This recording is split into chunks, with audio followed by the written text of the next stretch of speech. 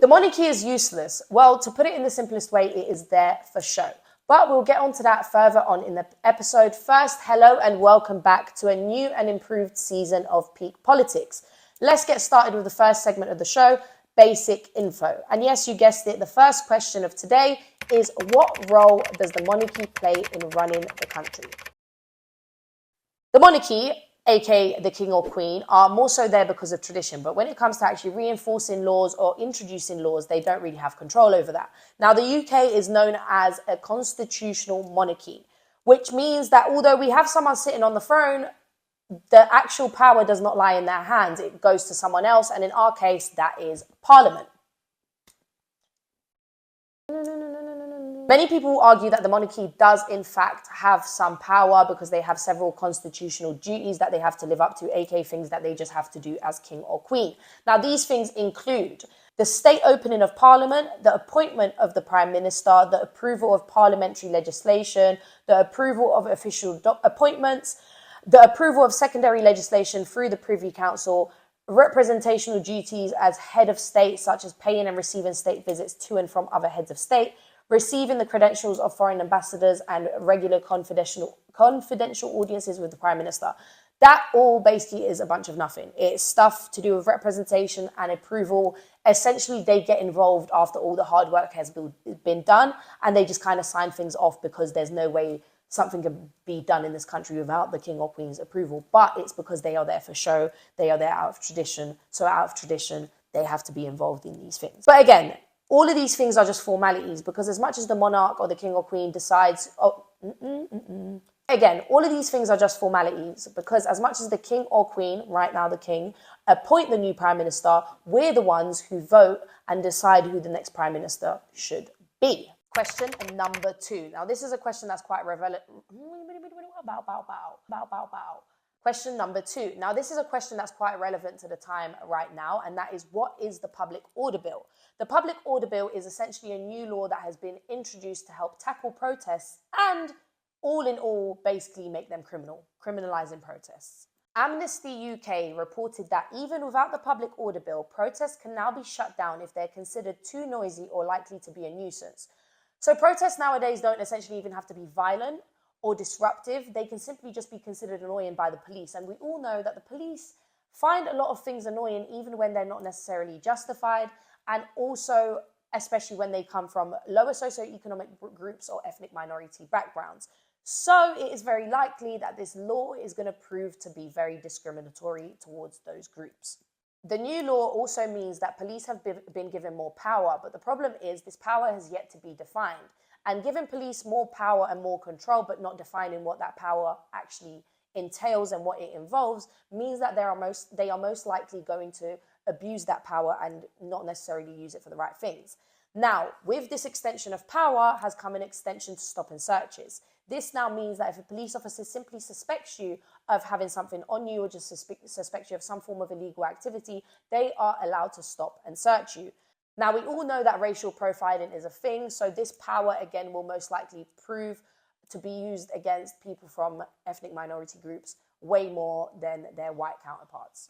For the final question, we have, what is the two-child benefit cap? Now, this is a term you may have heard being thrown around in the news recently, so we're going to talk about what the fuck it actually means. Now, to put it in the simplest way possible, you can only claim benefits on up to 2 children. Any children you have past that point, the government cannot help you financially. Now, this has been a law since 2017, and if we're being truthful, it is a stupid and inhumane law to have in a 2023 democracy. And just like most of the other laws we have under the Conservative government in the UK, it impacts or affects poor people way more than it does rich people, because of course it is people from lower socioeconomic backgrounds who are usually on benefits. It was also people from ethnic minority backgrounds who are on benefits because they come over here and they need the government's support.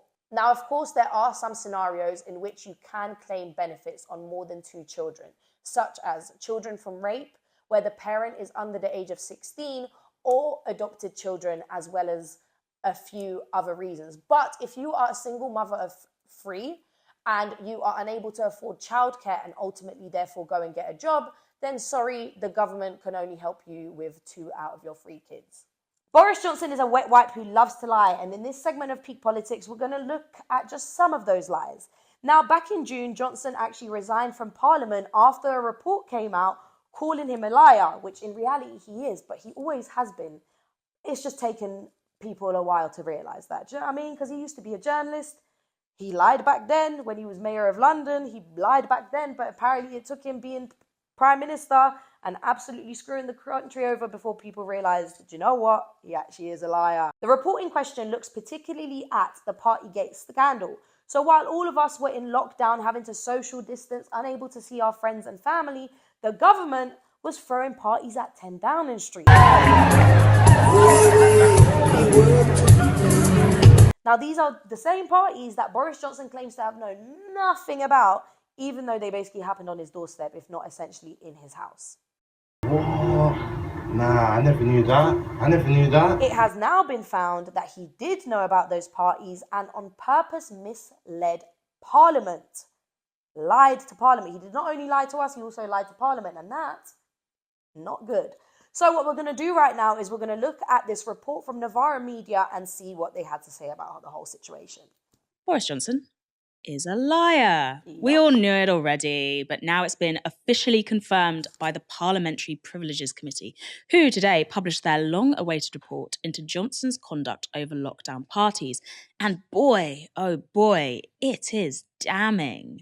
The committee was investigating whether Johnson misled the House when he made these statements. Mr. Speaker, what I can tell the right honourable gentleman is that all guidance was followed completely during number 10. Will the Prime Minister tell the House whether there was a party in Downing Street on the 13th of November? Why Prime Minister? Mr. Speaker, no, but I'm sure that whatever happened, the guidance was followed and the rules were followed at all times. I believed implicitly that this was a work event.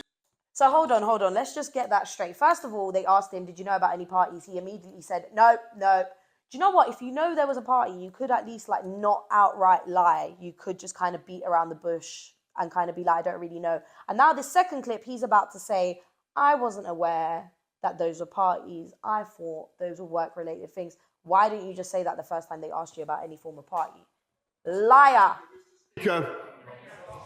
With hindsight, I should have sent everyone back inside. I should have found some other way to thank them.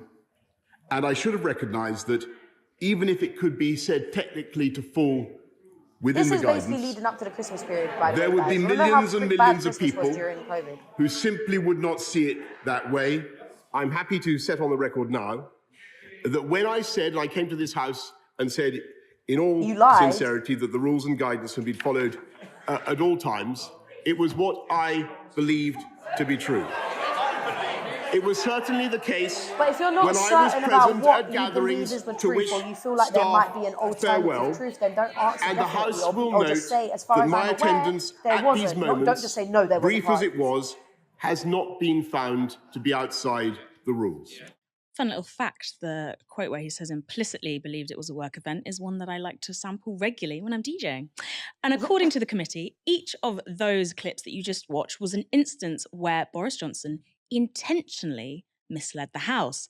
These conclusions are in part based on new evidence that we haven't seen before. Some of it reveals just how entrenched and how visible the rule-breaking culture in Downing Street was. We're not going to watch the rest of that, but first of all, let's shout out Novara Media because they do amazing work. But what's really annoying about this is it's all good and well that he's been finally found guilty of misleading Parliament, but it's really annoying that it's taken as far as him misleading Parliament before anyone has realised that this man's been lying. And he's been lying for years. He lied when he was a journalist, lied during his time as mayor, and then he lied as prime minister. He lied to his party. He lied to the public. Like, he's the same man who said, if we make Brexit happen, then we'll stop sending hundreds of thousands of pounds to Europe and we'll be able to invest that money in the NHS instead. Did that happen? No. The NHS is in fact in crisis now, thanks to Boris Johnson. And this slap on the wrist, because that's what I'm going to call it, it's not really a consequence for his actions. This small slap on the wrist has come once he had already resigned as Prime Minister. He was just a member of Parliament. Now he's just an MP. And what? They just made him resign as being a member of Parliament. he is still fine. He is still making buck. He's still getting new jobs left, right, and centre, doing other politically related stuff. And in reality, he put thousands of lives at risk, and he completely ignored guidance and laws that he put in place and reinforced on people and got people in trouble for not following it. And all he's gotten is a public announcement of, yes, Boris Johnson broke the law and now he has to resign as Prime Minister.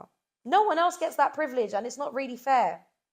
So, to conclude, Boris Johnson was a liar, is a liar, and will always and forever be a liar. And on that note, this episode has come to an end. So thank you very much for watching. Make sure to like, comment, subscribe, and share.